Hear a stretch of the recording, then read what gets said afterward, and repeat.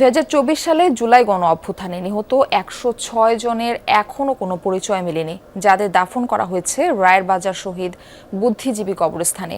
এর আগে 114 জনের ডিএনএ পরীক্ষার পর 8 মরদেহ তাদের পরিবারের কাছে হস্তান্তর করেছে সিআইডি।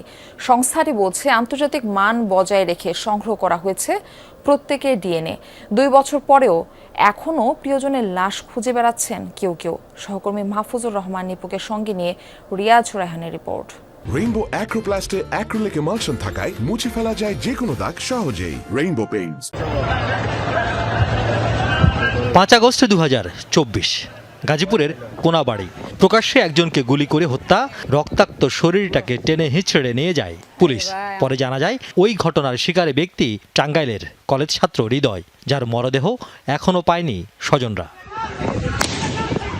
সেদিনের বীভৎস ঘটনা কাছ থেকে দেখেছেন হৃদয়ের বোন জামাই ইব্রাহিম। জানাচ্ছিলেন কি হয়েছিল সেদিন।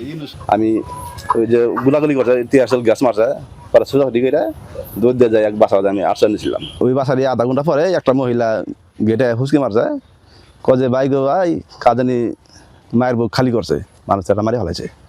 পরে ওই বাসা আশ্রয় নিয়েছিলাম, আমরা ছিলাম, তখন দেখি কারা কারা মারছে।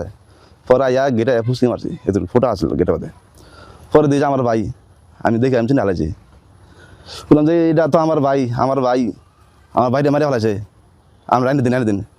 জন্মের পর সদ্য ভূমিষ্ঠ সন্তানের যে গন্ধে আন্দোলিত হয়েছিল বাবা মা, এখনো যেন সেই গন্ধই খুঁজে বেড়ান হৃদয়ের ঘর, বিছানা, আসবাবে। শেষ দেখার সুযোগ না হলেও অন্তত বিচারটা চাইলেন রাষ্ট্রের কাছে।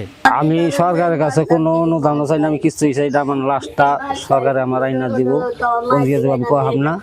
আর যে মারছে তার বিচারটা আমার শুক্রবার করে দিবেন। আমি এই যে 2টা বছর ধরে খালি, আমার কোনো দেহীন আছে, আমার কেউ নাই।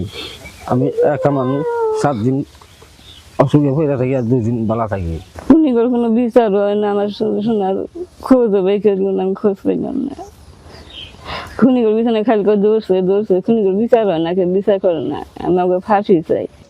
রায়ের বাজার বুদ্ধিজীবী কবরস্থানের এই সংখ্যাগুলো কেবলই একটি সংখ্যাই নয়।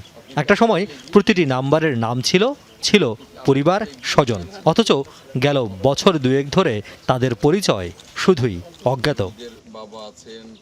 এই অজ্ঞাত 114 জনের পরিচয় শনাক্তে গেল বছরের ডিসেম্বরে আদালতের নির্দেশে মরদেহগুলো তুলে প্রত্যেকের ডিএনএ সংগ্রহ করে সিআইডি। সে সময় এই প্রক্রিয়ায় নানাভাবে সহায়তা করে আর্জেন্টিনার একটি বিশেষজ্ঞ দল। সিআইডি প্রধান জানালেন 114 জনের কতজনকে বুঝিয়ে দেওয়া হয়েছে পরিবারের কাছে, আর বাকিদের সবশেষ অবস্থাই বা কি। যারা রক্ত দিয়েছে তাদের প্রতি এটা আমাদের একটা দায়বদ্ধতা ছিল, তাদের যথাযথ সম্মান দেওয়া, তাদের পরিচিতি প্রকাশ করা। আমরা 114 জন শহীদের ডিএনএ স্যাম্পল কালেক্ট করতে পেরেছিলাম।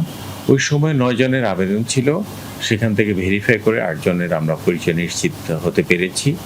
9ম জনেরটা আমাদের ম্যাচ হয়নি। দেশি বিদেশি অনেক অভিজ্ঞ এবং আন্তর্জাতিকভাবে বিখ্যাত যারা ছিলেন তাদের সহায়তা নিয়ে কাজটা তখন করা হয়েছিল।